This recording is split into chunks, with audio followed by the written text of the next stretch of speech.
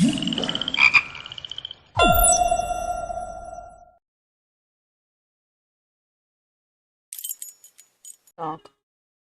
Give me a second. And I'll do... Anyway, welcome back. And let's finish this game off. And we are here.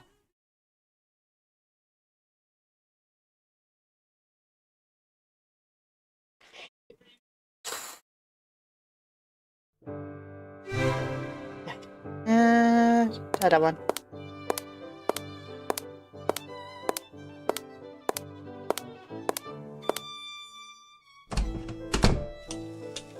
I hear laughter coming from the powder room.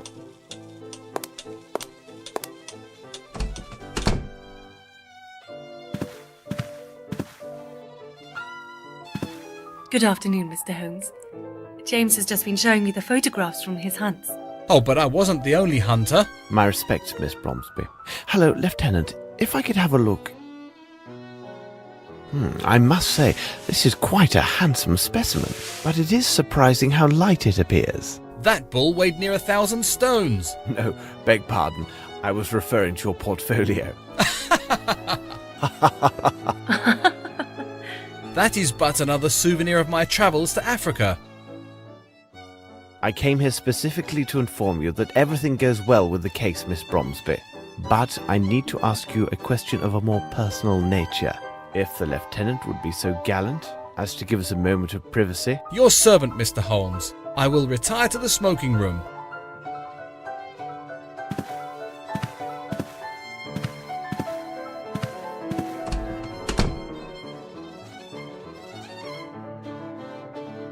Does this photograph belong to you? Yes, it's mine. This is the photo of an actress who was with a touring London company. They gave a performance at the town near my boarding school in Switzerland. This is Miss Davenport. She was kind enough to meet with us in her dressing room after the show. And how would you describe this actress? Oh, she was fascinating, on the stage and in life as well. She personally inscribed this likeness for me. You see, they were available for purchase during the intermission. She was so very beautiful. Pray, continue. When I met with her, she showed me this beautiful earring that she wore. It was in the shape of a wave with foam, made entirely of sparkling stones. It's strange, but I have never talked about this with anyone till now. I do hope I see her again someday. Perhaps. Now, listen to me, my dear child. I must ask you to speak to no one about our conversation, not under any circumstances. The discovery of the truth rests on your silence. Okay. I've got to go now. I understand. Okay, where are we going now?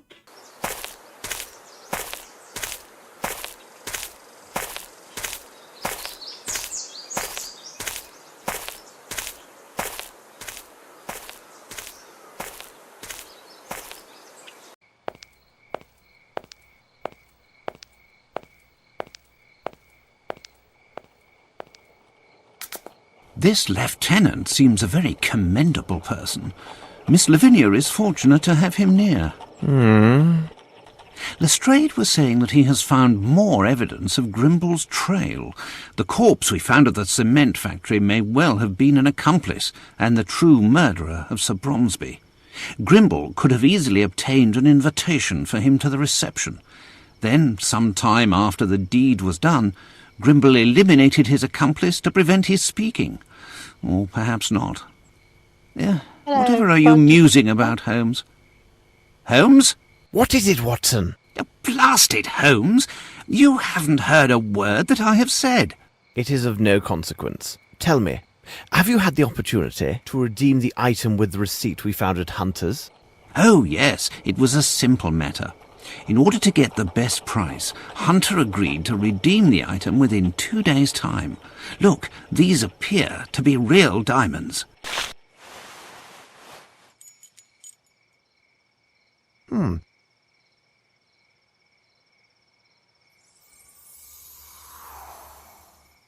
And there's the silver earring. It seems to me that we have gathered all of the key elements, Watson. However, before we retire, let's summarize our findings. The questions should be answered yes or no, and Every just... order. Okay. Was the leader of the thugs who attacked Holmes' place? I do.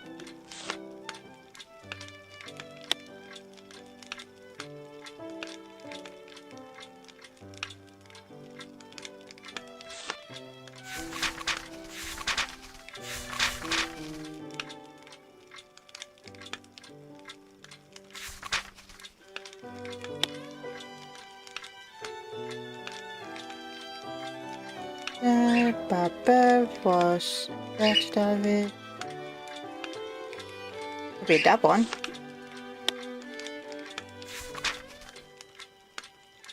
And we say that the person who killed Diamond Hunter is skilled at a weapon.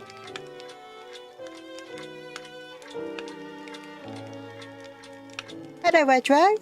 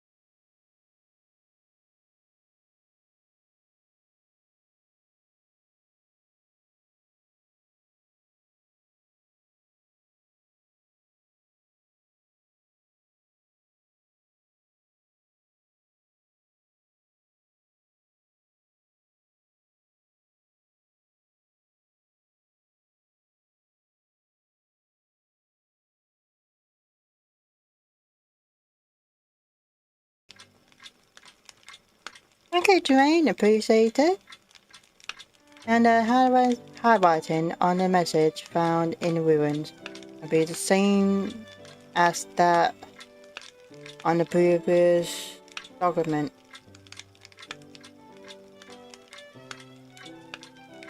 Have a look. Oh god.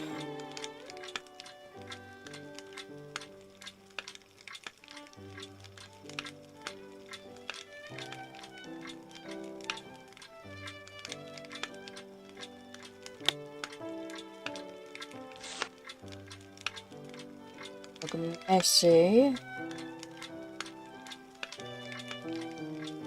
Oh.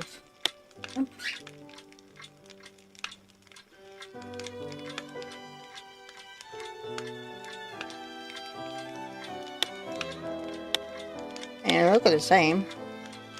So yes, that one and that one. Is it easy to return England officer? Retired English officer to find work as personal. I bet that's what I want. Yes, I think.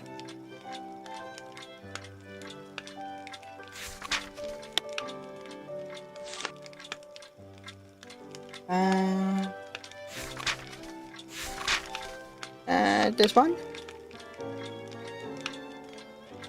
It is simplicity itself, Watson.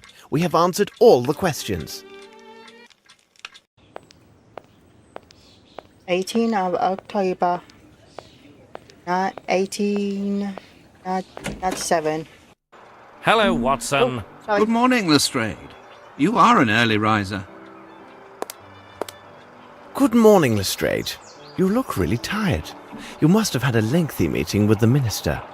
But hold on. How on earth could you know that, Holmes? I can read you like an open book. I jest with you, gentlemen. It's not the proper time for jesting, Holmes. But Hello, upon my Chris word, Toby. how did you find out about the Thank you minister? for coming. I was assured that only 3 or 4 persons at most had knowledge of this meeting. Oh, I would rather withhold my explanation. So you must be aware of the subject of the meeting. Indeed, but Dr. Watson knows nothing of these events. Well, our incorruptible yet ever practical minister shared the thoughts of the Chancellor of the Exchequer with me. They've decided that it would be most imprudent, given the crisis we're under, for a young lady barely 18 years of age to take control over one of the country's 3 biggest building enterprises. I begin to understand, but According to the minister, despite his bad habits due to the lack of consideration for his partner, Grimble is the only individual that the council has faith in to reverse the current state of the Bromsby holdings.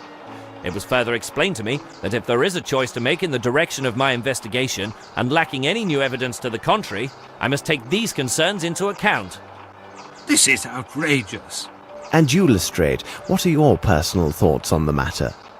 I really can't say, Holmes. The prospect offered by Grimble seems so attractive. He had credible motive to murder Bromsby and then foul it. In addition, he was the only individual with apparent access to the shed at the cement factory where we discovered the corpse of his presumed accomplice.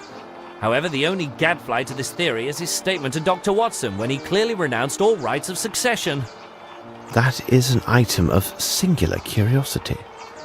It is difficult for me to believe that a man who could plan and execute 2 or 3 murders with such cool presence of mind would give up an opportunity of this magnitude so easily. I also have spent sufficient time at Sherringford Hall to have a high opinion of Lieutenant Harrington. I agree with you. This young man, by all accounts, has an unimpeachable character. I have no evidence to cast doubt on the truthfulness of his testimony. We reconstructed the crime, and it was evident from where he stood he could easily see Miss Bromsby despite the crowd. Really, Holmes, I'm not a man who would hand over an innocent girl to the executioner, even should it cost me my career.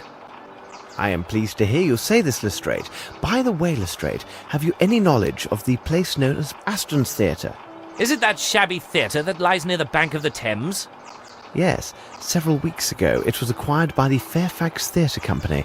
Their international tour appears to have been most successful, as they are set to open their new play in a week. Dwight Richards happens to be their director. You mean the author of the threatening letter that we found on Bromsby's desk? I must admit, I thought the letter to be of small consequence. After all, it involved a matter from so long ago. Sometimes old wounds are the most painful. In fact, we are leaving for Aston's right now. I know that you are quite busy, but if you feel like joining us, meet us at noon.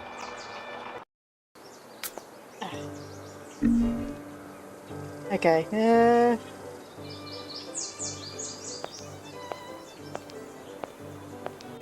This might be interesting.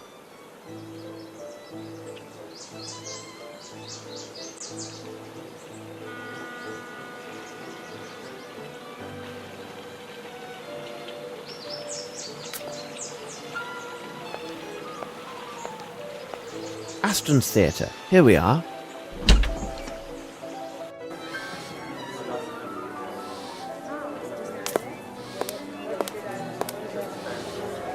I want to speak to him.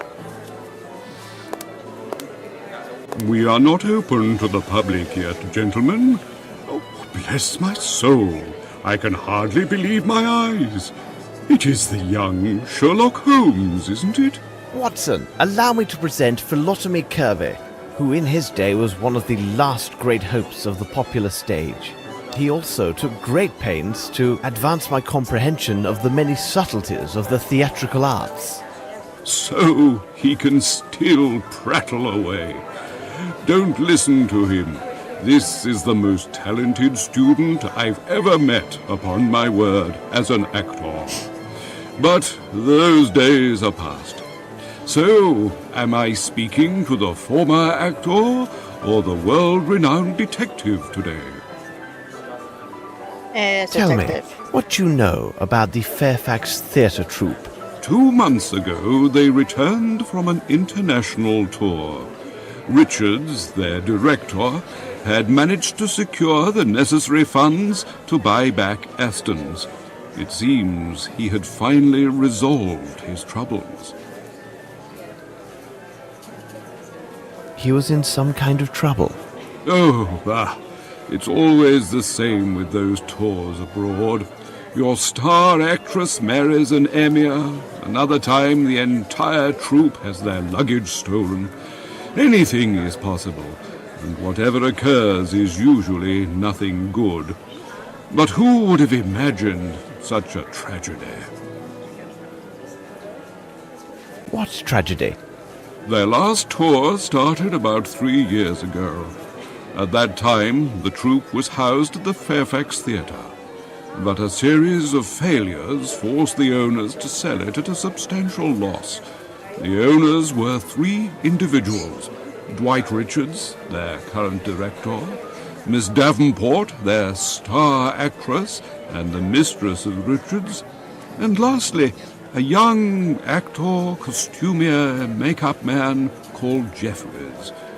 They decided, after the sale, to launch an international tour in order to raise funds. Their success was assured?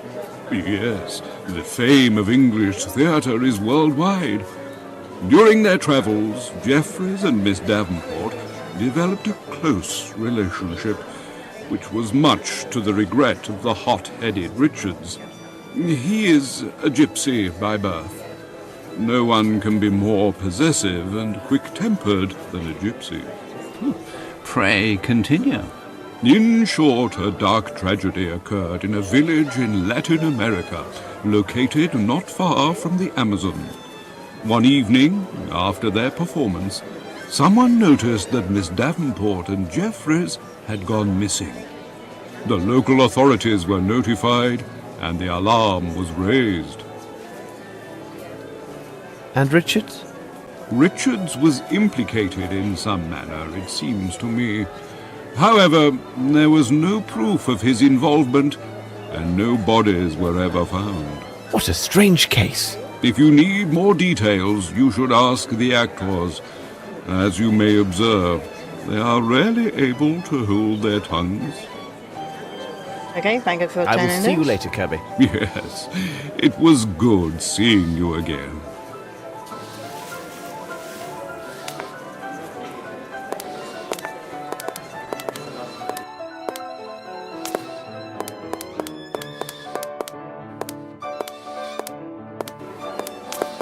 I speak to him. Excuse me, may I ask you some questions? Naturally, I'm listening to you.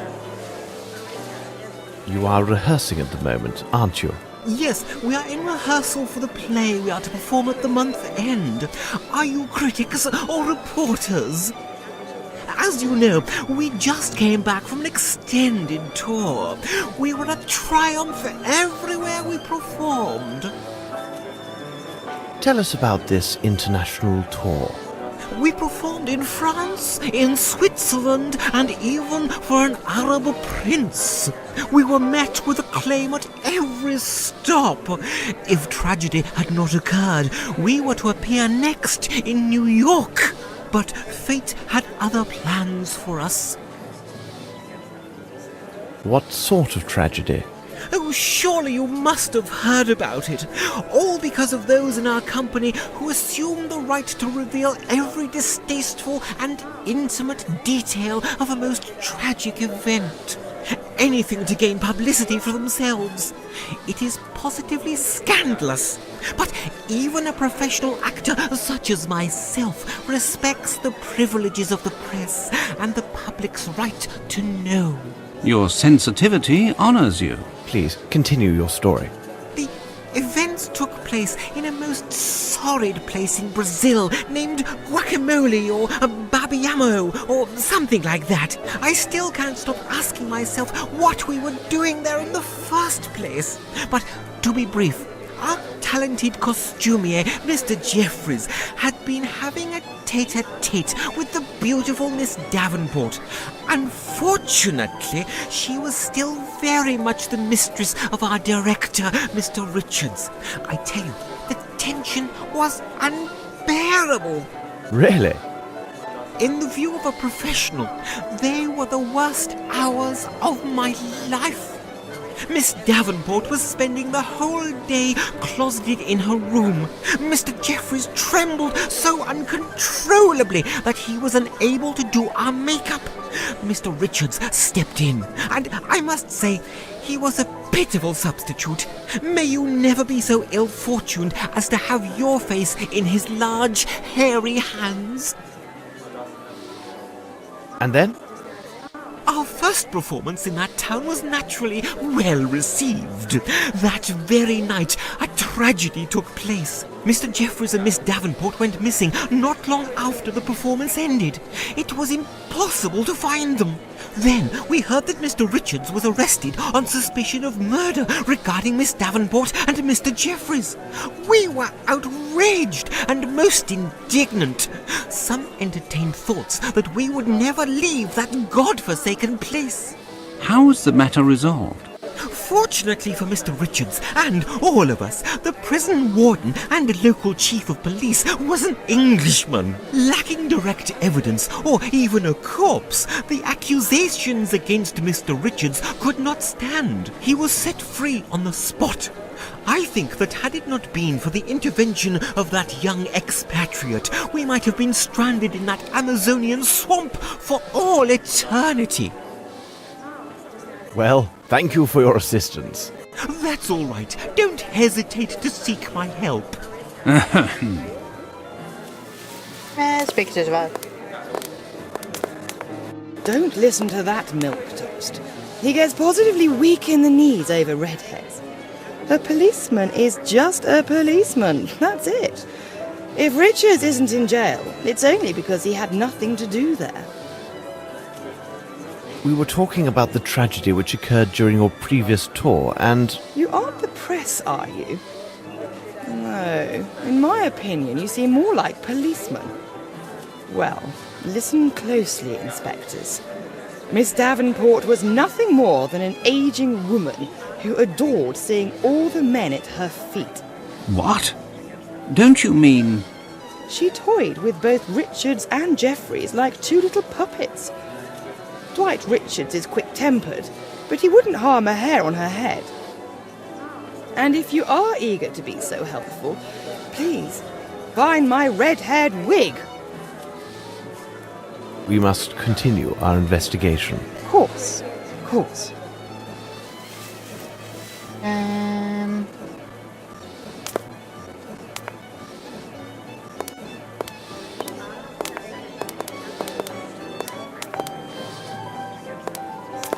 Hello, young man. What are you looking at? Oh, I'm sorry. You startled me. I'm looking at her. Her. Are you from the press? Of course you are. You must be here to interview her. Oh, the play is wonderful, and Miss Caroline will surely shine. If only my father could have seen this day. Your father? Yes, I am Bruce Aston, and my father was Clyde Aston, the former owner of the theatre. It may have fallen into some disrepair, but during its time it was well loved by so many. A host of young actors debuted on that venerated stage. Why, it was at this very spot where Mr. Richards first met Miss Davenport. Have you ever heard of the Fairfax Theatre? It is the theatre which was demolished. It seems to me that it had been owned by Mr. Richards together with Miss Davenport and a friend of theirs. They left on an extended tour, but I think it went badly for them. After his return, Mr. Richards bought the theatre back from the bank, and I do hope his good fortune will continue. Well, we can hope. With the talented Miss Caroline, I think anything is possible, and the building is still solid and comfortable. Though the bank took over the theatre, they left the keys. From time to time, I would do what I could to tidy up a bit or see to a broken window. Are you a part of the troupe? Yes. When Mr. Richards noticed how I had worked to keep the place up, he hired me. I helped Mr. Kirby a little, and also Mr. Trumpet backstage. Goodbye, young man. Goodbye, sir. Okay, upstairs.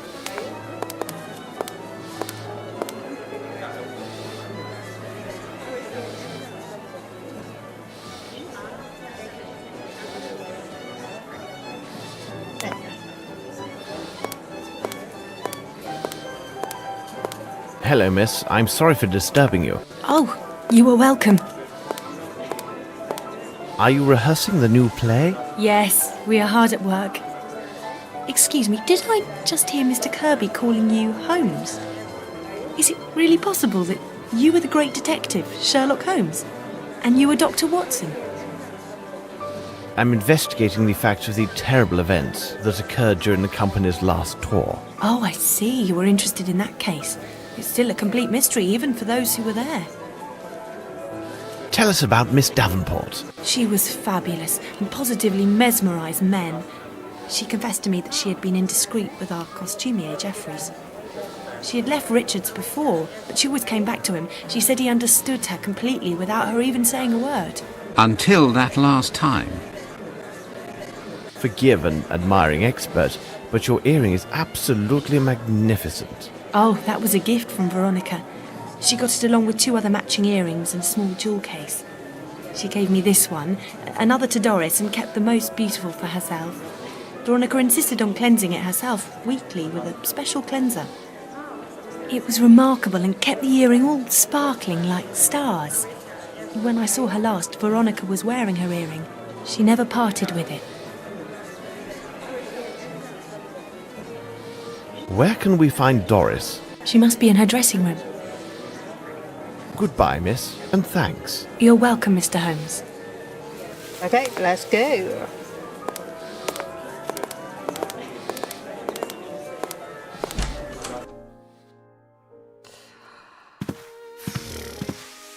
Pardon? Why can people not allow actors their peace and quiet? They walk through here as if it were a common thoroughfare. Nothing strange about that. They still haven't bothered to change the locks. Anyone can enter at will and abuse me. Me, who in the 50s, I was rather good actually. Did you see me? With the best, me. And they just treat me and, oh. Okay. Are you rehearsing? Everyone has his own technique. Cheers. Miss Small told you about your earring. Would you mind showing it to us? It can't be sold. Do you think that actors have no heart? I would prefer dying of thirst than parting with it. My friend, my best friend Veronica, who I love like my own daughter, she gave it to me. My little Veronica. Veronica. I think he's drunk. Do you know what has happened to your friend? Left. She left with that Jeffries. Oh, I know what they say. That Richards murdered them both. Why not? He did everything for them. Everything. She was naught but a common flower girl, and that Jeffries was a mere servant. He made them actors. Yes, actors. Yes.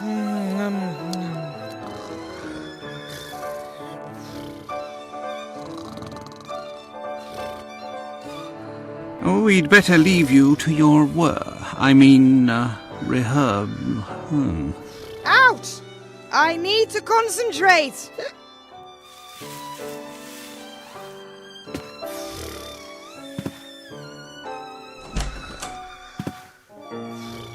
Let us see whether we can find other evidence.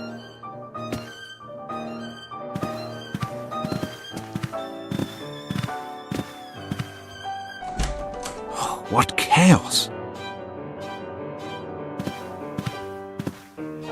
Through the flying dragons of the Virgin Islands? The land of gargantuan man-eating crabs? Love in the heart of the black... These items are poorly made. Observe, the antique armour has mere painted relief. This author seems to be particularly inept.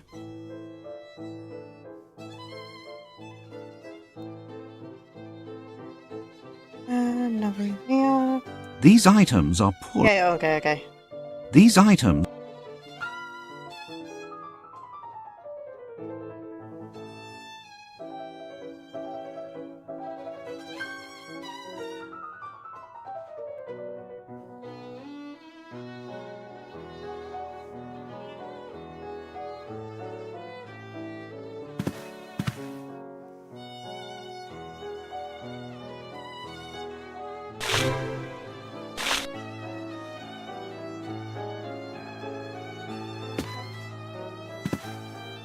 Through the land of love...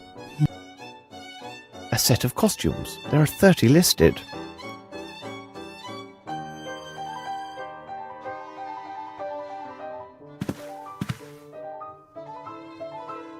Okay, we got this one.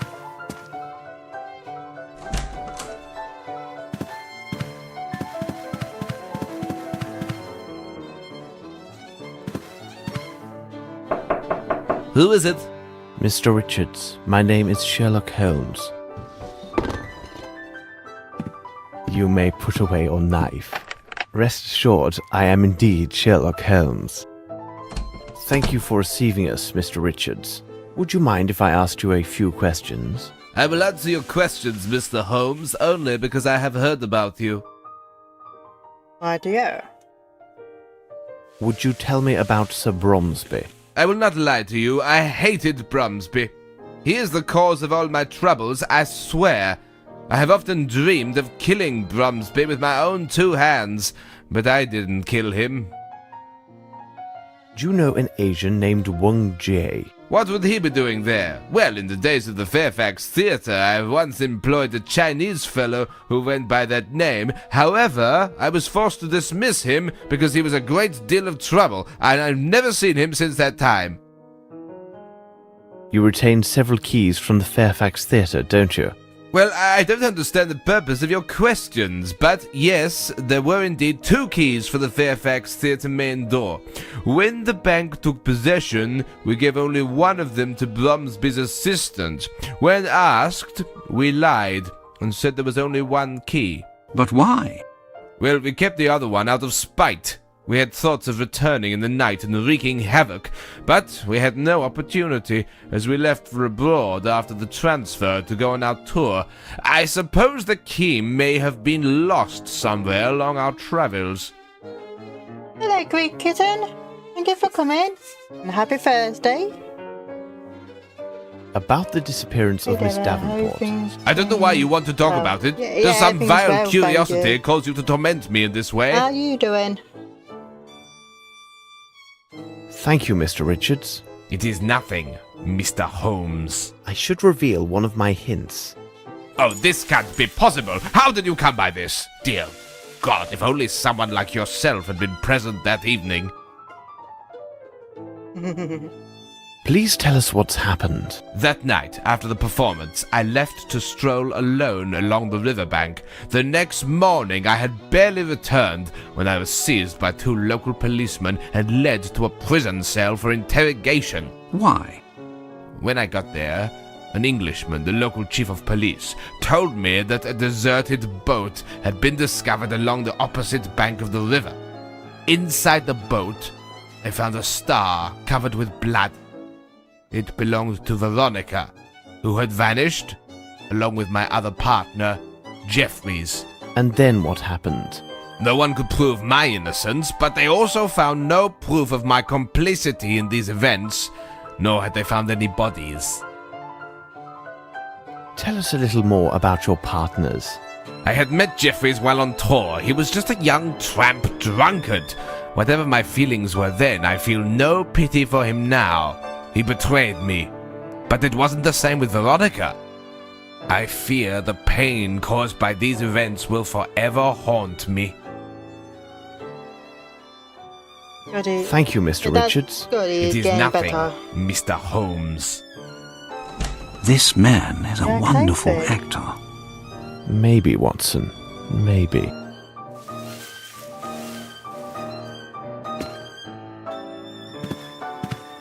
Let us see whether we can find other evidence. Okay.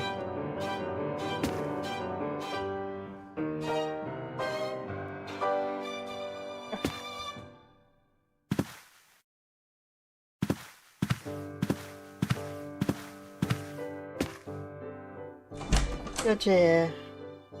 Da-da-da.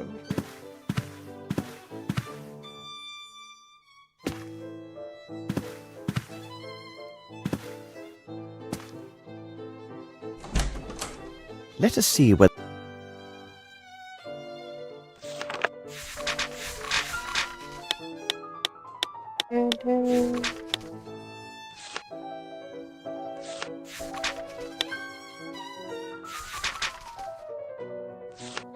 I go to big I tree. need more information.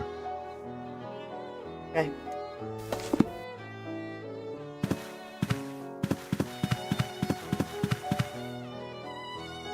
How to get out of here? I'll go backstage or something. Let us see whether we can find other evidence.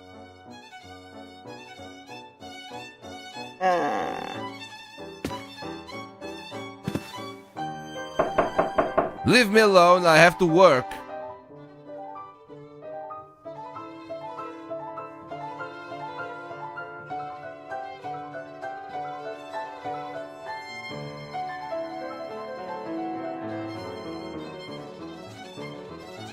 Yeah. I like games like this, and I don't know how you get back to the stage now. Help!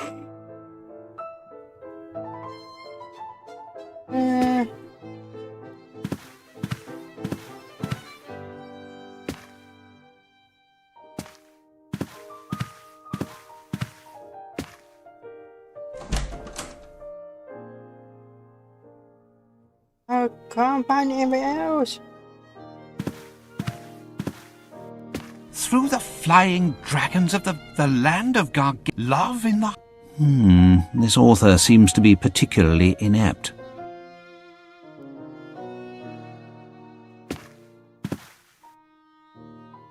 Yeah.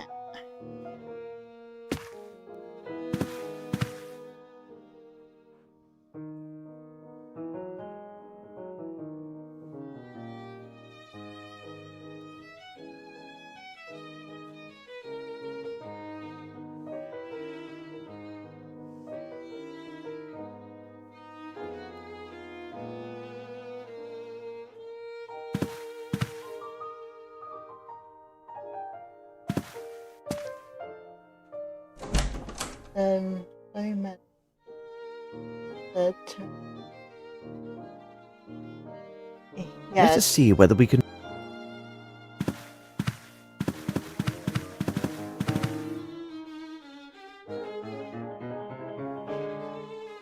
Let us see whether we can find... Okay, I don't know what to do now. Oh dear. Yes, I gotta lick it walk through. Go away. Yes, I've done that.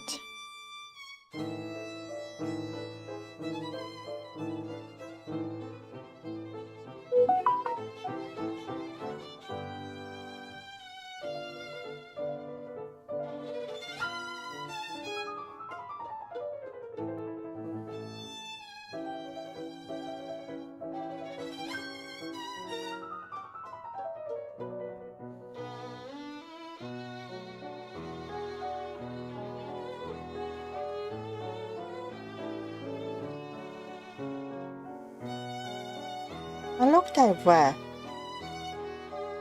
Let us see whether we can find other evidence. I'm going one way.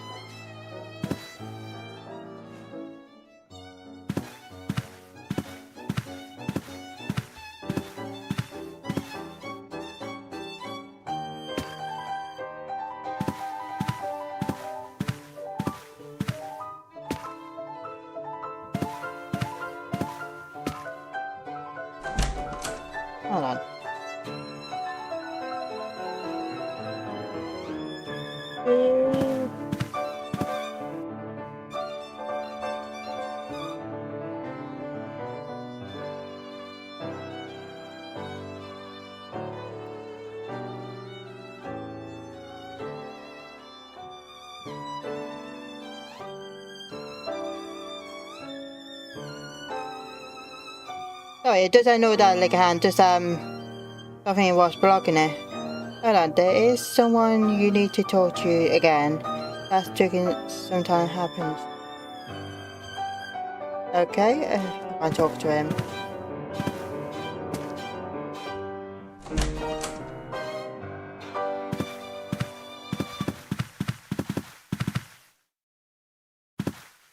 And the first incoming goes this guy. Leave me alone, I have to work. Leave me alone, I have... Oh, I didn't mean to do that. Those are type of games that are pretty funny. I'm surprised they're so much so as they went can be kinda nick. Yes.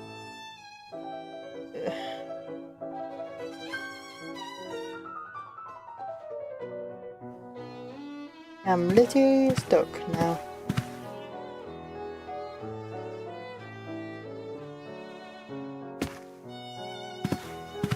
But I count only 29. Yes, the artillery officer uniform is missing. Okay, I found it. Okay.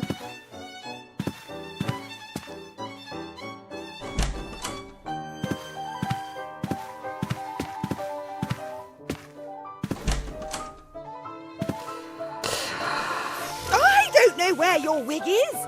I cannot take her earring.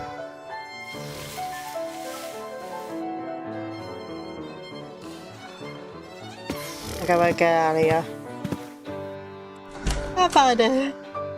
We are in the backstage area.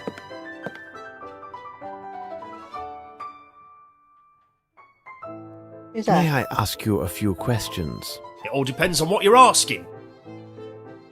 What are you doing? My job, my lord. I'm making this jumble look a bit neater. Could you tell me what happened in Brazil? Yes, my lord, I was there when it happened, but Mr. Richards takes it very personally if we chat about those times, and I won't risk my position without some consideration, if you get my meaning. Here's 5 guineas. How's that?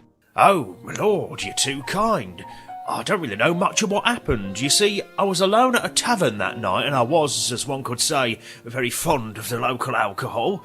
When I returned to our lodgings, I learned that the actress and the costumier had taken to their heels. And what did you do then?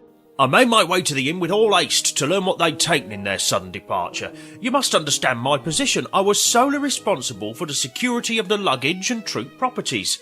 Can you then imagine my surprise when I saw that nothing was missing? Absolutely nothing. They hadn't even taken their personal items. I can understand that of a man like Jeffries, but it was most unusual for a lady such as Miss Veronica. So the idea came to me that perhaps they hadn't truly left, you see. Yes, he had too much. He has. And what of Dwight Richards? I learned that Mr. Richards had been seized by the local authorities. It seemed he was under suspicion for the murder of the missing lovers. This was too incredible. And then there's another odd thing that weighs on my mind. When we finally returned to England, Mr. Richards asked me to do him a small personal service. What was strange was that he insisted I keep the matter confidential and not breathe a word of it to anyone. What kind of service? Well, there's a small room with an iron door located above the backstage. It was used to store the stage lights and fireworks. He asked me to help him move all of Miss Veronica's personal belongings to the room. Every little thing, without exception. Her large trunk, her dresses, all of it.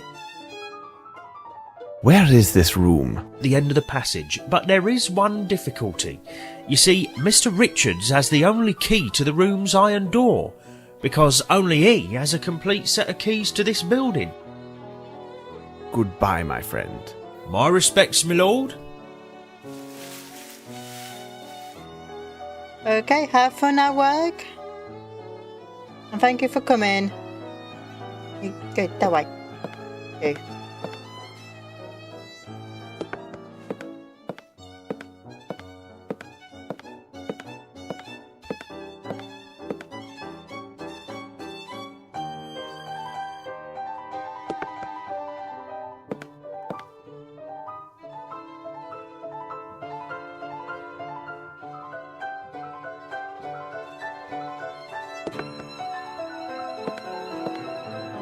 Closed.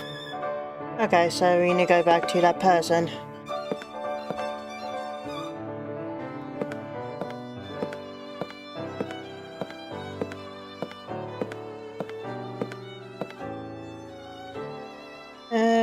Go this way.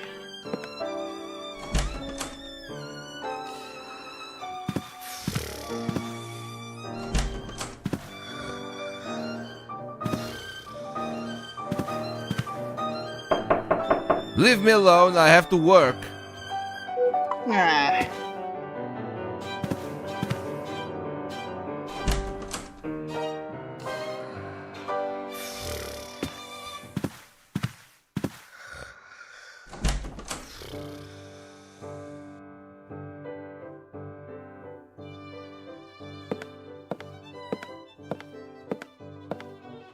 Hey.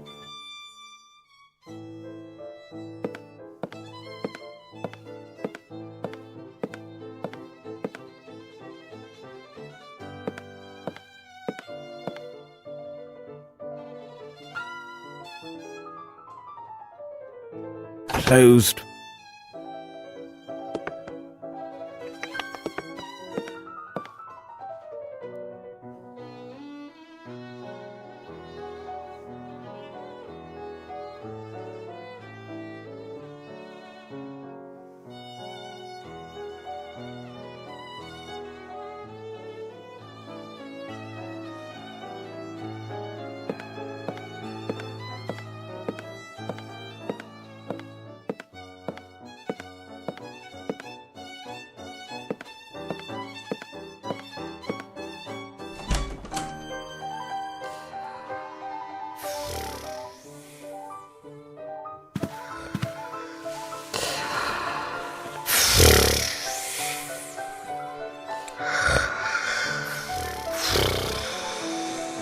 I don't know where your wig is. These actors,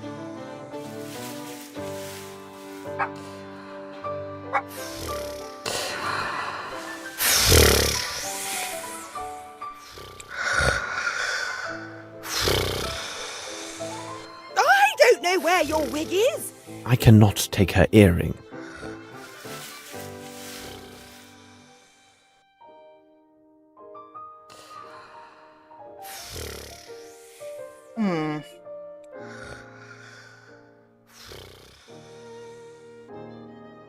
A wig. Over there.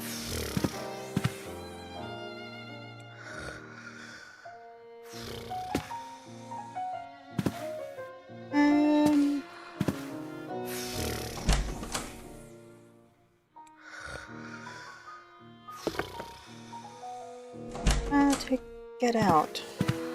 Ah, here we go. I can't click on all of that.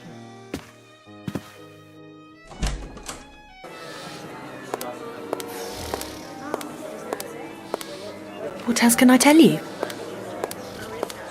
Okay. Goodbye. Goodbye, miss, and thanks. You're welcome, Mr. Holmes.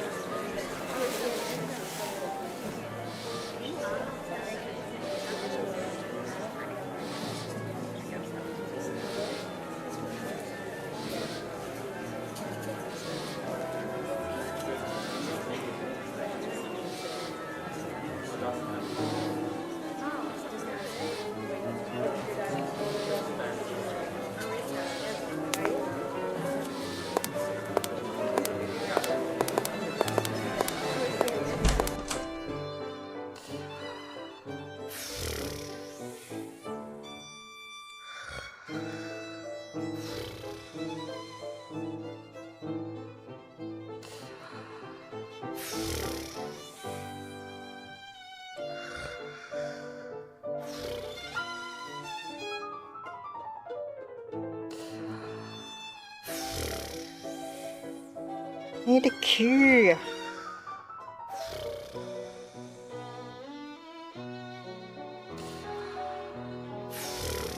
Okay.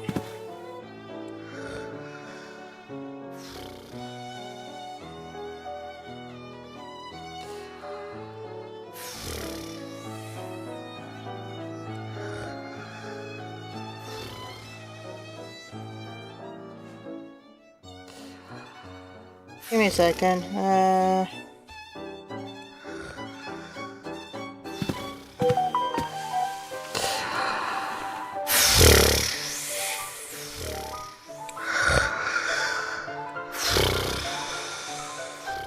don't know where your wig is. These actors,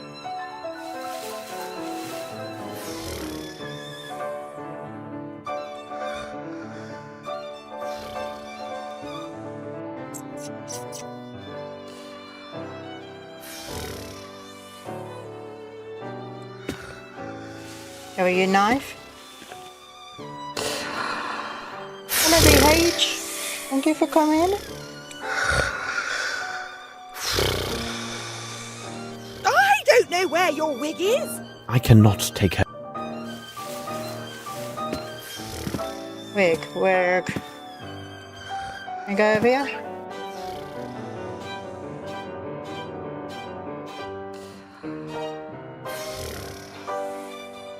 I did.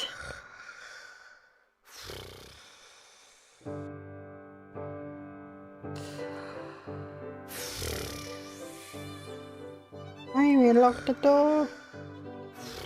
Right,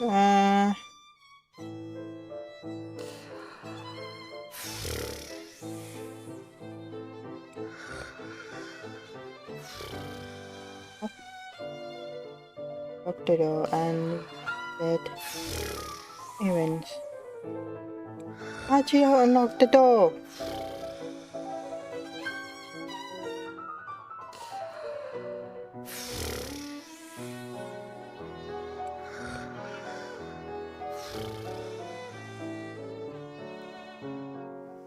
Okay, right.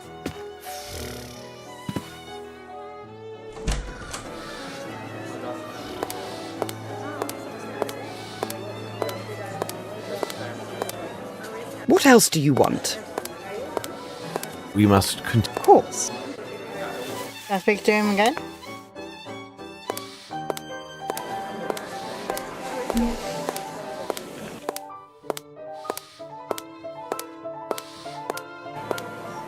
Do you have any other questions? No. I will see you later, Kirby. Yes, it was good seeing you again.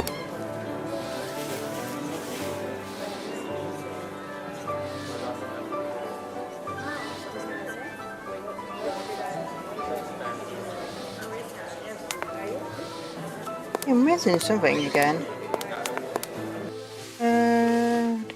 Wig.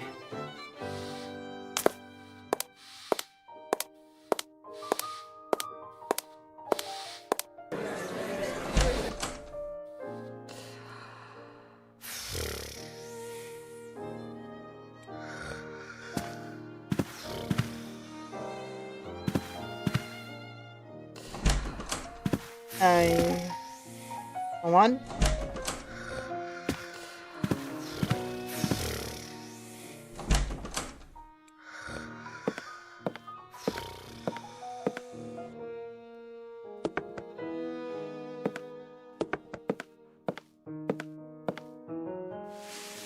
Would you like anything else, my lord?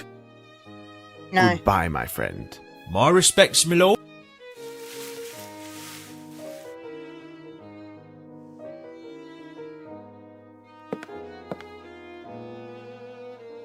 Copy something in my ear.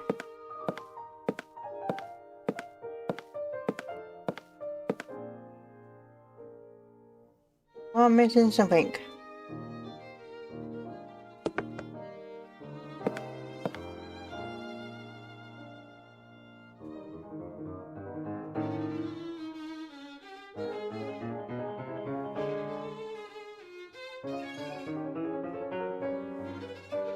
You speak to that guy.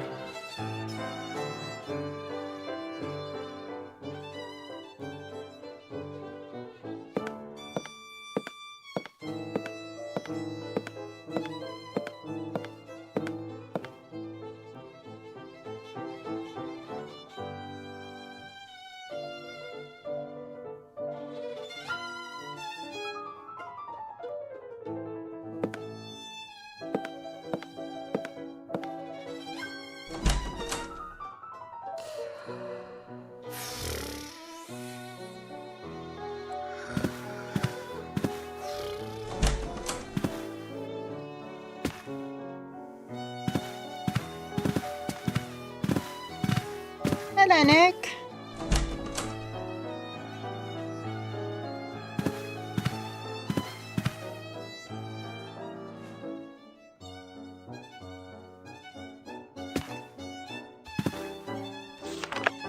I need more information. Okay, we can't go back then.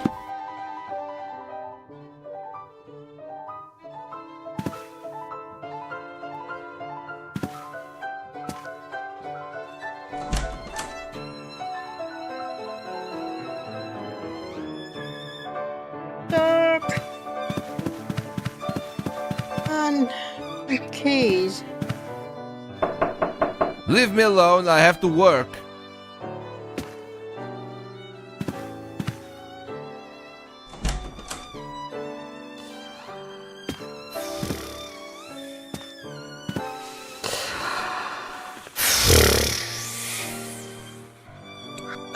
These I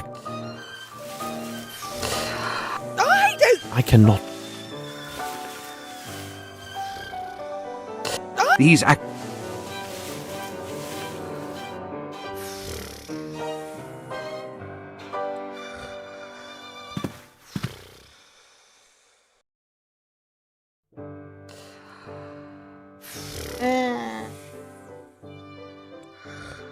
Help.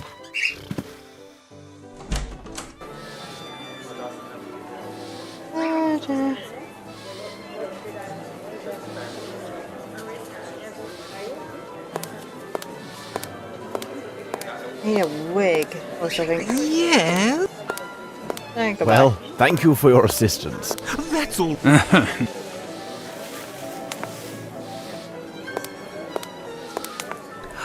She is fabulous, isn't she?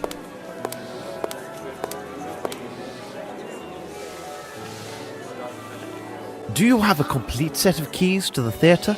Oh, yes. Take them. But you will see to their safe return.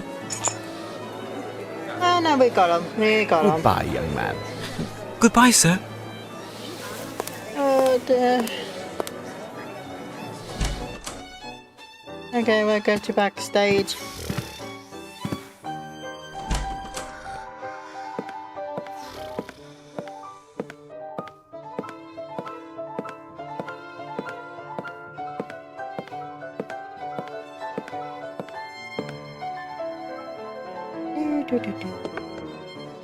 Watson, stay there and inform me if Richards arrives. All right, Holmes. Let us see whether we can find other evidence. Okay, we'll move this. I have no interest in this. Alright. A gift from the gods.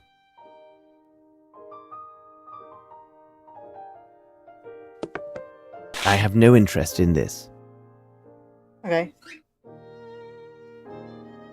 That is of no use to me.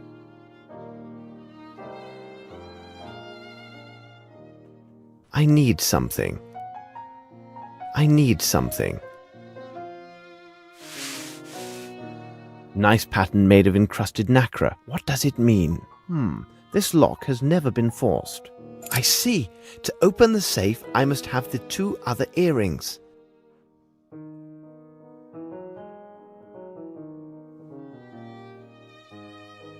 Okay.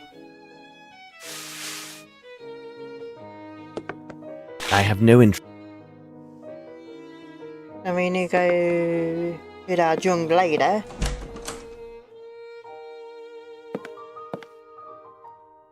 And see if we can grab the other earring.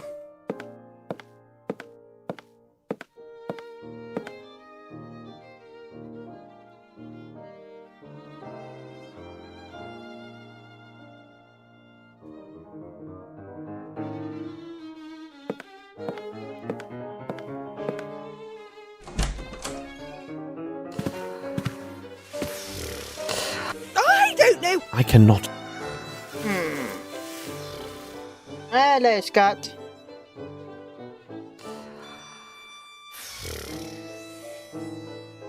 I'll be in the locker room and you get the earrings from. Why not to wake her up, but she said, don't know where your earwig is.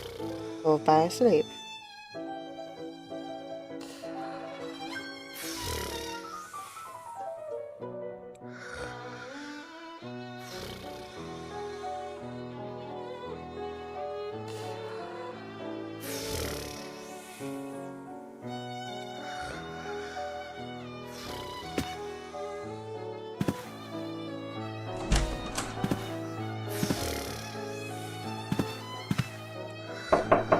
Leave me alone, I have to work.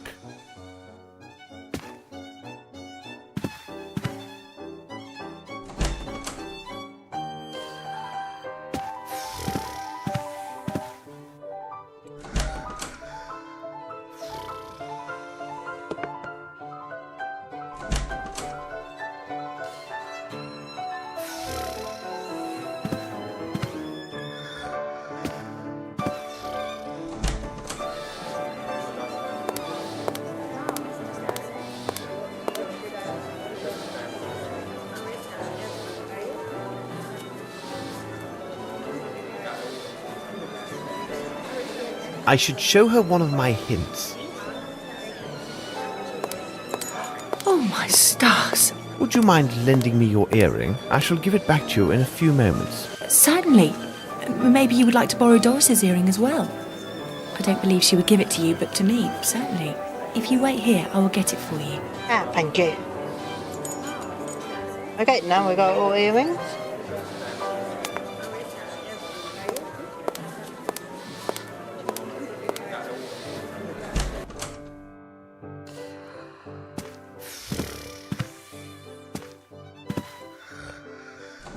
Yeah, there's loads of glitches.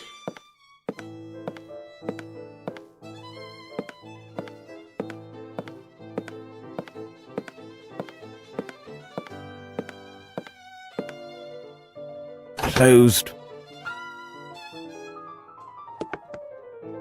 Watson, stay there and inform me if Richards arrives. All right, Holmes.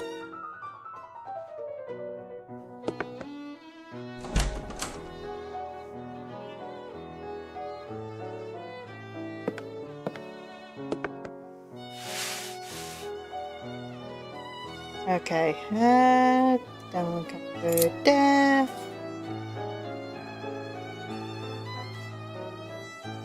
And look at there, and It is elementary. Richards and Miss Davenport standing in front of the old Fairfax Theatre. But who is this third man? now we don't. Descriptions of exotic landscapes. Nothing of interest. Okay. Well, well, gentlemen, you arrive at precisely the right moment. Is your good mood a sign that you have found something of interest? Absolutely, Holmes. It seems to me I caught the right end this time. What? Really? We learned about it only by chance. It appears that at 1 o'clock this morning, Grimble arranged for his solicitors to send his demands to the court for the appropriation of Bromsby Enterprises. My men will spare nothing in their search for the elusive Grimble. Lestrade, pray continue. Then I followed your advice and we advanced further into our investigation of Mr. Richards. Did you know that his true name is Gaetano Riccardino? As this Mr. Riccardino, at age 19, he was sentenced to 2 years imprisonment for armed robbery of a fair stall. And who would you think the complainant was in this case? In truth, a certain Melvin Bromsby. This new evidence of his criminal past makes him another principal suspect in these murders. Very interesting. Any other findings? It would seem that Grimble and Richards are old associates. They were both intimately involved in the sale and transfer of the Fairfax Theatre. These two make quite a pair, don't you agree? Well, Lestrade, I'll keep my thoughts on these matters secret for the moment. Bah, you're not playing according to Hoyle. Really, Holmes, you must at least tell me your opinions on Richards. Mr. Richards is an intelligent person. He is a man of great personal resources. If I had the power of Scotland Yard at my disposal, I would take all steps necessary to ensure that Mr. Richards is secure within a prison cell. And the sooner the better for all concerned. When the case involves murder, it is not wise to underestimate any possibilities. You are a good man, Holmes. I swear upon my name that within the space of an hour our friend Mr. Richards will be warming a cold cell at Dartmoor. Very well, my friend.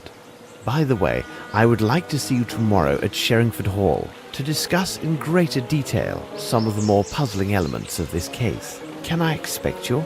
I would not miss it for the world. This is most fortuitous, as Miss Bromsby also invited me to the hall.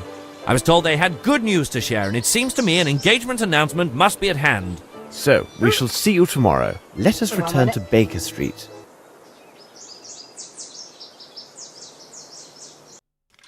Well, is Lestrade right? This case does seem resolved. There is but one piece missing that I need to complete this puzzle. Oh, it's not very important from the criminal point of view, but from the economic aspects of this case, it is essential. Regarding the question of whether Lestrade is correct, I will give you 2 items that should provide the answer that you seek. The first is a table representing the shoe sizes of the main characters in this case. Examine it carefully, Watson.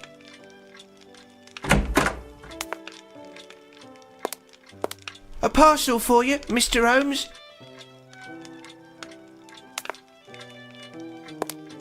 Ah, this would be Mycroft. Here is the final piece, which completes our puzzle, Watson. Would this be the second element? What second element? You have just said that in order to determine if Lestrade is correct, I would need to consider 2 items. You told me about the shoe sizes, and I ask if this news article is the second clue. Oh, no account. The second clue is a question, a very simple question. The answer will take the grass under the feet of several English citizens, for if they cannot even guess the answer to this question, they are for the gallows.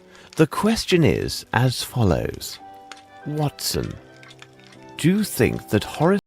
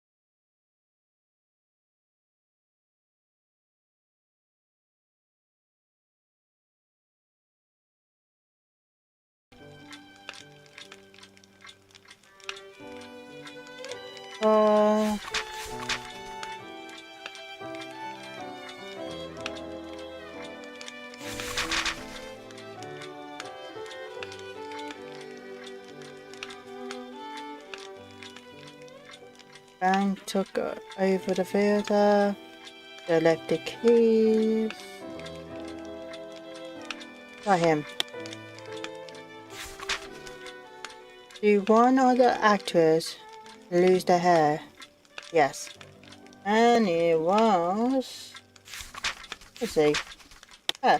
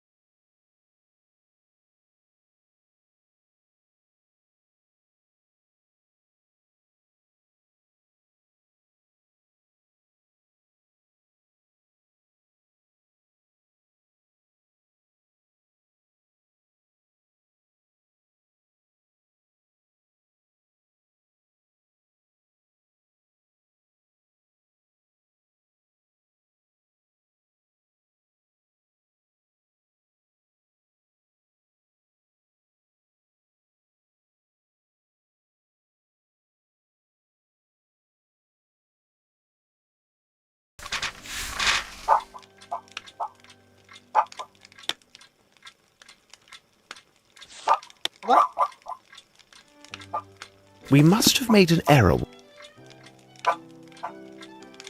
The question should be answered yes or no.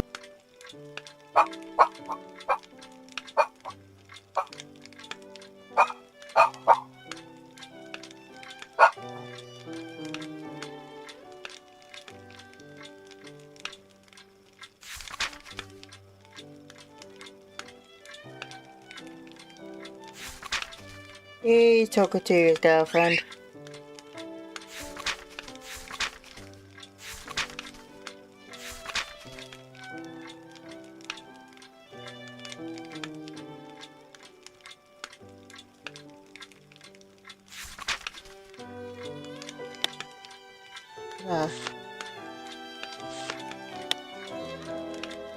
We must have made a... Oh god, 1%. The question should be answered yes.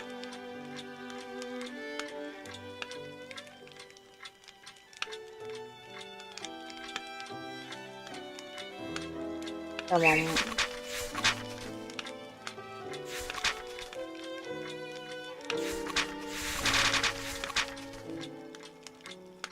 I'll try that one. We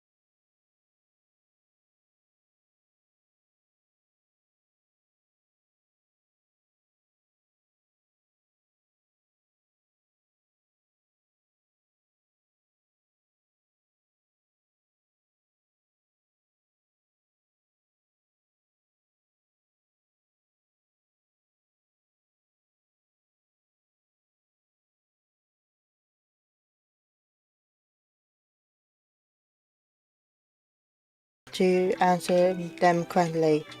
You reach the last step of the game. He kills the...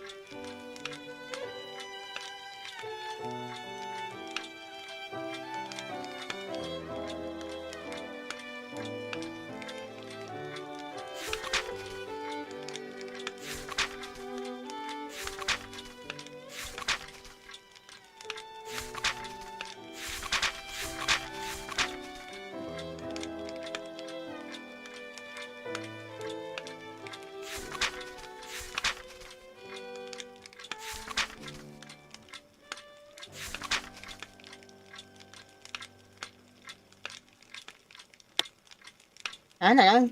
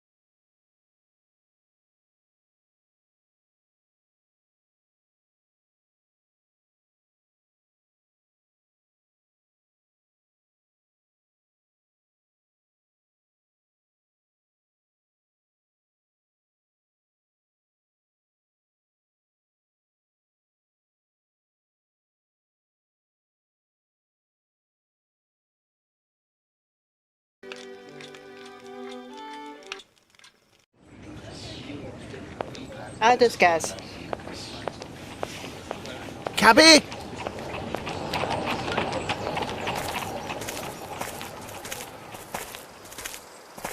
Mr. Holmes, Dr. Watson, I feel relieved that everything is settled. The inspector told me that you were not as useful as you had hoped in this case, but you did your best, and I am grateful to you. Dear Lestrade, well, the inspector deliberately minimized my role in this matter so that I could reveal a secret to you. I wish Lieutenant Harrington could be here now, but...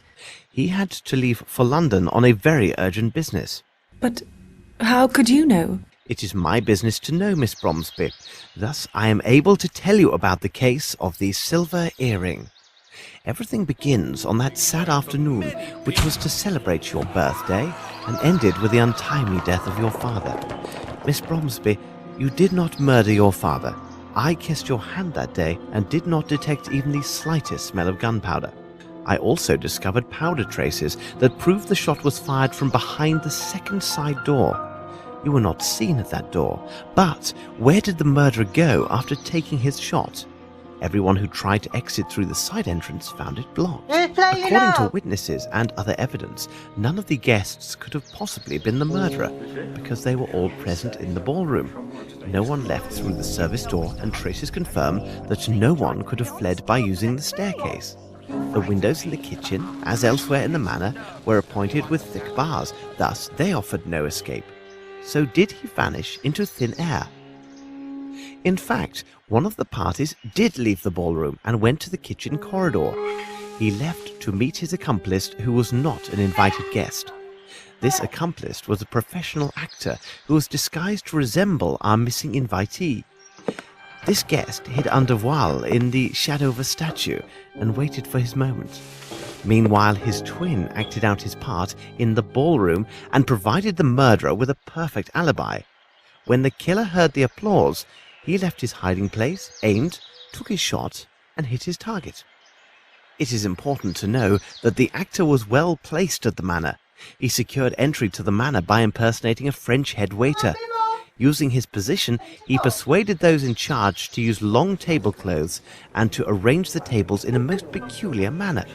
When the shooting occurred, our actor joined the crowd and rapidly crept across the room, concealed under the tables. As he neared the side door, he rose from beneath the last table and acted as if he had been jostled and fallen.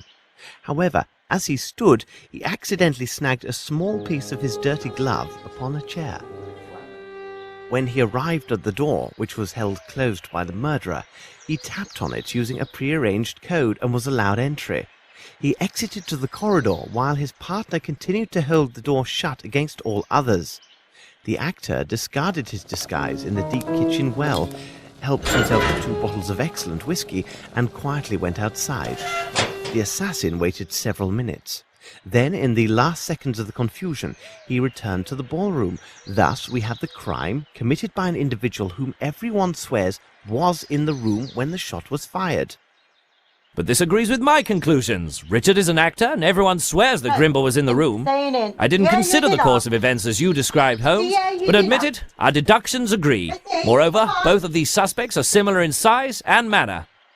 Your theory presumes that Grimble is an excellent shot, which is false.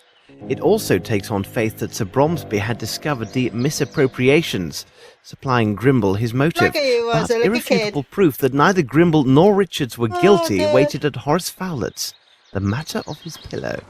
But there was no pillow at Horace Fowlett's. Nevertheless, Mr. Fowlett slept with one. When I arrived at his home, I believed him already dead. Therefore, the news of his hasty departure came as no surprise. From the evidence obtained at his home and the statements of his neighbour, I learned the following. On the evening of his death, Mr. Fowlett was visited by a man who desired to sell him some exotic trifle. While this man distracted Mr. Fowlett, a second man quietly crept into the house and tried to open his safe. This individual was well acquainted with the house and the location of the safe, but when he failed to open it, he most likely became enraged and killed Mr. Fowlett. This individual, Miss Bromsby, was your cousin, Wyatt Collins, who returned to England under the name Johansson. But what about this pillow? Mr. Fowlett's pillow had vanished. Later, Dr. Watson discovered a feather from the pillow in the train compartment used by the man who impersonated Fowlett. But why did Fowlett's impersonator take the pillow, and why didn't the station manager notice it? Mr. Fowlett was short, but very portly. In order to imitate him, the man used the pillow to create the appearance of a stouter man. There is no other explanation. This man was a much leaner man than Mr. Fowlett, Mr. Grimble, or Mr. Richards. Then, Holmes, who did murder Sir Bromsby? And for what reason? You see, Lestrade, when it's a question of multiple murders, Good boy, except Patch. for the deviant ones, there are two primary motives, revenge and greed. Wyatt Collins' presence at Fowlett's tells us his motive was about Bromsby's wealth. He went there for the express purpose of stealing the will so that he would receive at least a portion of Bromsby's estate. If his uncle had died with no will found, Collins would have been entitled to a share of the inheritance under English law. But if my cousin failed in his attempt and the evidence clears my name, though I am to inherit, why were my father and cousin murdered? Besides, tomorrow I am to announce my engagement and will be married soon. Holmes, hold on. There is a flaw in your reasoning. There is only one key for the door to the cement factory, and Grimble is the only person known to have it. So he must be directly involved in the murder of Collins. Is that true, Lestrade? Mr. Richards told me that there was indeed a second key which was lost. And have you forgotten the murder of the barman hunter? A young man without any criminal record, whose sole interests were painting and flowers.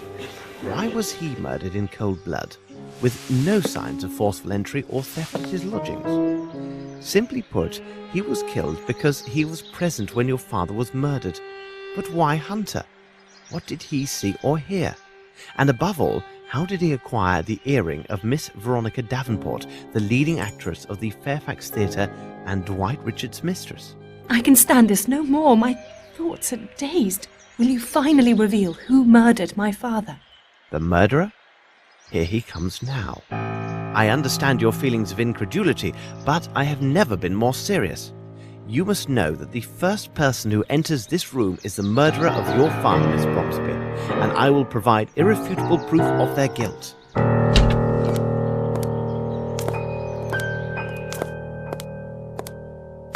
Well, good afternoon, gentlemen. You made the right choice to leave London. It is unbearably foggy.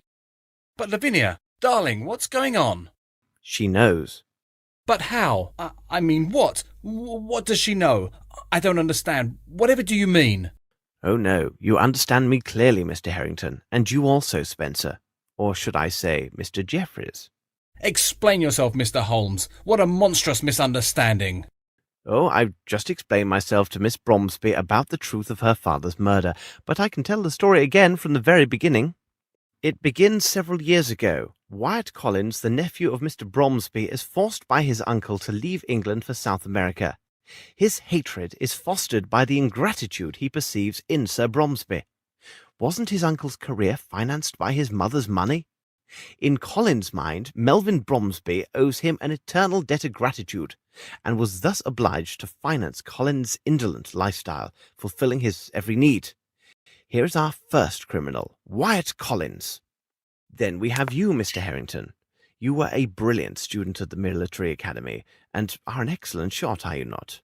You were the only person at the reception with sufficient skills to make the shot that took Sir Bromsby's life.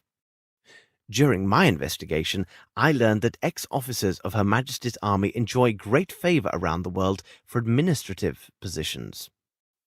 You left India and made your way to Brazil, where you obtained the position as warden of the prison in Guaquiamo. Do not try to deny your presence there. The pictures in your hunting portfolio could have been taken nowhere else in the world except Guaquiamo. We now have our second criminal, Lieutenant Harrington. Mr. Jeffries, your arrival in Guaquiamo set things in motion. The theatre company had come to Brazil as part of their worldwide tour. You had been involved with the lovely Veronica Davenport, and loved her with a passionate yet possessive love. However, Miss Davenport did not share your affections. She had in fact tried several times to end your affair prior to the company's arrival in Guaquiamo. It seems she was truly devoted to Dwight Richards, and would never leave him. After you arrived, you frequented the town's bawdier spots. This is where you first met Mr. Harrington, and you quickly became close companions. It seems tedium and heartbreak do bring certain people together. After the performance, maddened by alcohol and grief, you killed Miss Davenport because she had rejected your love. You then fled to your newfound friend, the warden, to confess your crime and beg for his help. In a show of friendship, he helped dispose of her corpse and directed suspicions towards your rival, Dwight Richards. Afterwards, you lay low, leaving the others to believe that you had been killed or had gone missing. You stayed hidden until they had departed, and you must have kept Miss Davenport's earring as some morbid souvenir. No doubt you also retained not only the key to the Fairfax Theatre, but the keys from Aston's, where you had been employed several years earlier. Here, then, is our third felon, Mr. Jeffreys. Life was difficult in Brazil for our trio. Mr. Jeffreys rarely went out, Mr. Harrington's men were talking behind his back, and Mr. Collins' funds were inadequate. One evening, Collins spoke of his cousin, who, in a few months' time, was to return to England from finishing school. She was also the sole heir to one of the greatest fortunes in England. Imagine these three men besotted with alcohol, considering the wealth that would one day pass to this slip of a girl. A terrible plan was devised. Several days later, they left for England, false papers for two of their party in hand, resolved to seize a portion, if not all, of this great inheritance. Incredible! Yes, incredible, and horribly true. At first, their plan was to forge a duplicate will or destroy the original, so that Mr. Collins would receive a share of the estate. This would happen soon enough, as they would murder Sir Bromsby at his daughter's birthday reception. It was essential that Collins enter the country under false papers, so that neither his uncle nor the authorities would be alerted to his presence in England. This would avoid any suspicion attaching him for his uncle's death when he arrived to claim his inheritance. They quickly put their plans into effect. Mr. Jeffreys arrived at the household in the guise of a stylish French head waiter and studied the lay of the manor. Mr. Harrington, the assassin, would accompany a person with rather poor eyesight to the reception, so that the illusion of the fake Mr. Harrington would go unchallenged. As the head waiter, Jeffreys was in a unique position to study the guest list. He quickly learned that two of the guests, Miss Rowntree and Colonel Patterson, had both poor eyesight and were unaccompanied. Lieutenant Harrington was quite busy in the days before the reception. He courted Miss Rowntree with great dedication and made fast friends with the Colonel. He hoped to secure one, if not two, invitations to the reception. Your arrival as the Colonel's guest was your first error, Harrington. Is it credible that a young officer who left the army because of his hatred towards all military authority would easily befriend a man who embodies everything that he detests? But your efforts bore fruit, and you obtained your invitation. Mr. Jeffreys, as head waiter, took great care that the tables and tablecloths were arranged specifically to accommodate their schemes. Mr. Jeffreys then secured the disguise for his role as the false Lieutenant Harrington. He remembered that an officer's uniform, similar to Lieutenant Harrington's, and a red wig, identical to the colouring of the lieutenant's hair, were in storage at the Fairfax Theatre. He learned that the company had taken up residence at the site of the old Aston Theatre, for which he still had the key. It was therefore a simple matter for him to acquire these items for his masquerade. They now only lacked the will, which Mr. Collins presumed was kept at Flowlet's house. Their plan was to take these papers prior to the murder of Sir Bromsby, so that Flowlet would be unaware of either their presence or a substitution until it was too late. But things went badly. Mr. Jeffreys tried to divert Mr. Flowlet, but he must have been alerted by some noise, as Collins struggled vainly to open the safe. Upon being discovered, Collins killed Flowlet on the spot. The two conspirators then left the house in such a way that witnesses believed it was Flowlet himself who had left. They would now have to find another way to get hold of the money, because no doubt Sir Bromsby had disinherited Collins in favour of his daughter. They decided to take the money from his daughter, a young, naive and vulnerable young woman. On the day of reception, Mr. Harrington arrived with Jeffreys, disguised as his servant Spencer and the Colonel. With the promise of whiskey, Jeffries easily secured the unwitting aid of 2 fellow servants and assumed a position at the service door. He wagered that he could pinch 2 or 3 good bottles of liquor from the kitchen if his companions would cover for him. I have just explained what happened next. After the shooting, he took 2 bottles of excellent whiskey. Only someone knowledgeable would have taken these 2 bottles over the others, and Mr. Jeffries had been formerly employed at a luxurious hotel in France. Upon his return, he gave an accounting to his fellow servants, did his hair, and left the manor. The promised delivery of the liquor and his frightened look secured the 2 men's cooperation in providing his alibi. They could not have known his true role in these events. The one problem for the conspirators was the barman Simon Hunter. He had perfect eyesight, unlike the colonel, and realized that the man who claimed to be near the bar at the time of the murder had in fact lied. He hinted as much to Mr. Harrington and most certainly intended blackmail. As they were short on funds, the accomplices gave him Miss Davenport's earring as collateral and pledged to return with the money he demanded. That night, when Lieutenant Harrington visited us in London, he had just come from Simon Hunter's. Hunter had told Harrington that the earring had been pawned and he would not reveal the name of the shop unless Harrington paid him his money. Mr. Harrington ruthlessly killed Hunter, and the earring so precious to Mr. Jeffries was lost. Earlier that morning, Jeffries lured Collins to the cement factory on the pretext of fabricating false evidence against Grimble. But they no longer needed Collins to acquire the Bromsby fortune. Mr. Harrington would wed the young heiress, then, after a reasonable time, they would cause her untimely death, and they would take it all. So Mr. Jeffries murdered Collins and made sure his body was barely recognizable. If he was identified, it would not affect their plans, as they believed leaving the corpse at the cement factory would direct suspicion towards Grimble. When Mr. Harrington came to see us, he learned we were hot on Collins' trail and had traced his movements up to the factory. He assumed we would go there within the hour and left to quickly round up his associates and devise a plan. Jeffries, from his days at the Fairfax Theatre, knew an Asian of questionable talents who had no visible ties with this case and could attack us without drawing suspicion their way. We avoided this attack, and from that moment I was convinced of Lieutenant Harrington's involvement in the conspiracy. The last elements of proof were revealed at the vagrants' camp near the monastery outside of London. Mr. Jeffries had tramped through England in his past and might have thought to hide Collins in the forest near the Richmond's Abbey. The very day that I was there, he tried to destroy all evidence of Collins' murder. Fortunately, he did not manage to destroy everything. It seems Collins, foreseeing his possible death, left a small surprise for his accomplices. It would be easily missed, except by someone who observes all and misses nothing.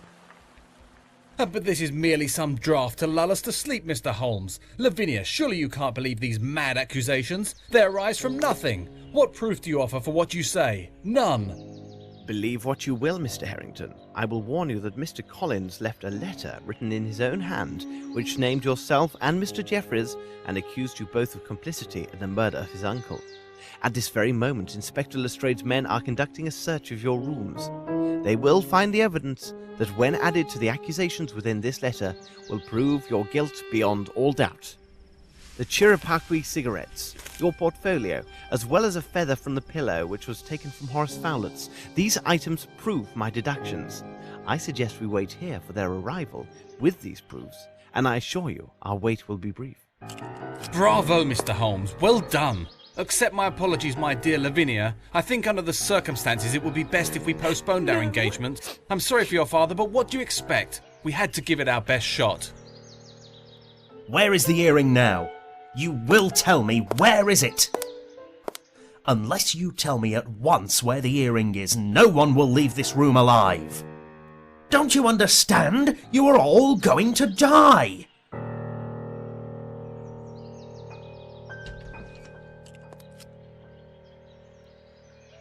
They are all yours, Lestrade. I suggest you return with your agents to London as soon as possible. Thank you, Mr. Grimble, for literally applying my precepts.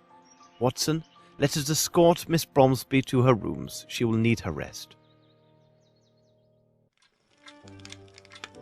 Okay, and that's it. Holmes, Collins never named either Harrington or Jeffries in his letter.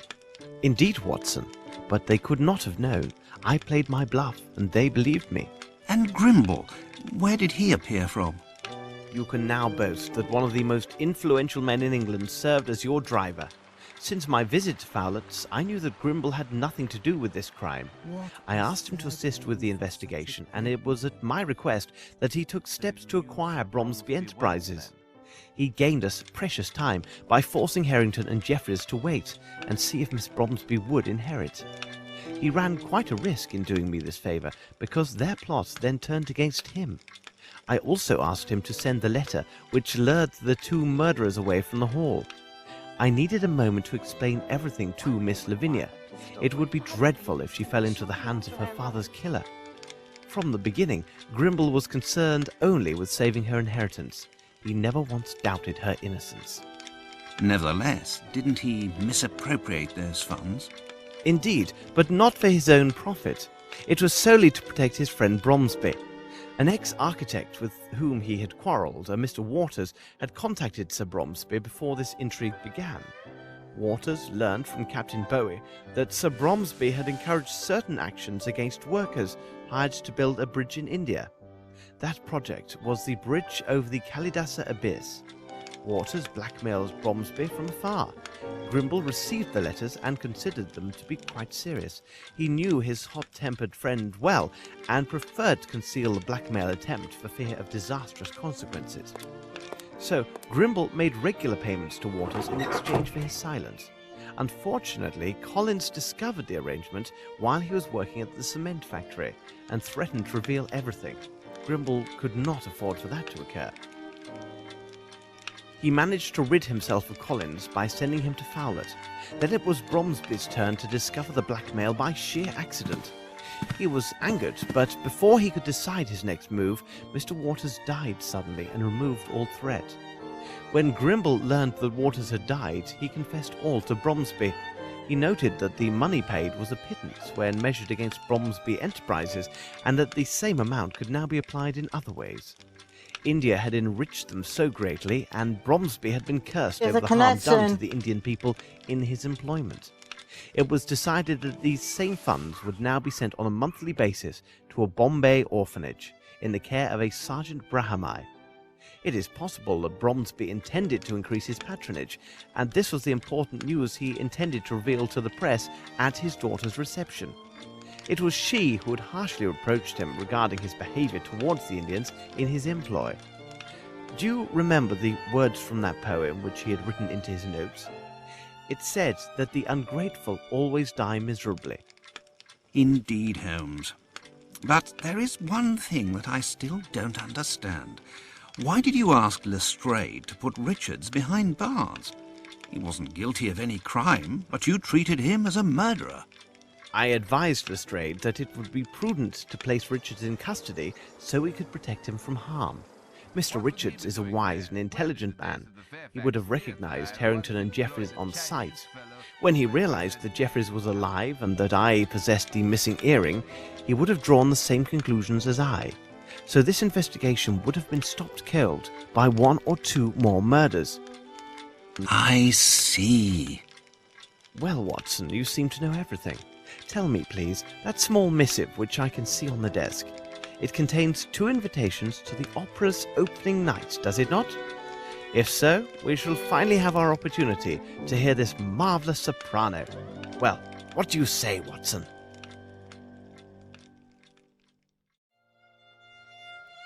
I'm really up to it.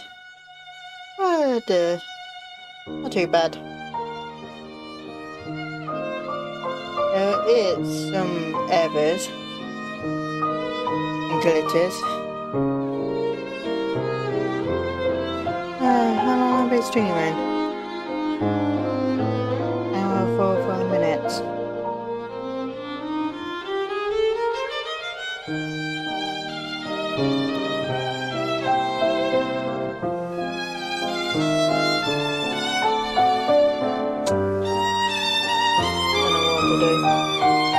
On the next game.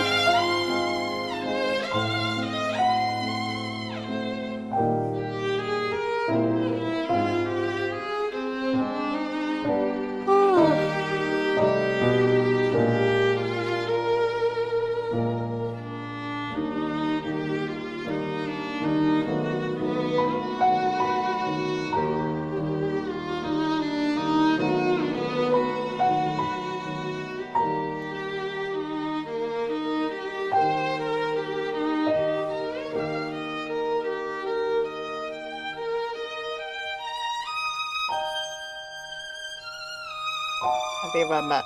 Oh, sorry, no, I was on the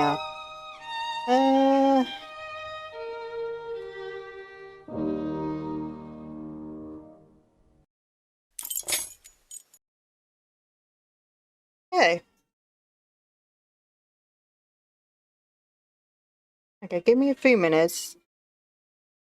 Oh, bother to you. I might go on the next game. So, I'll be right back.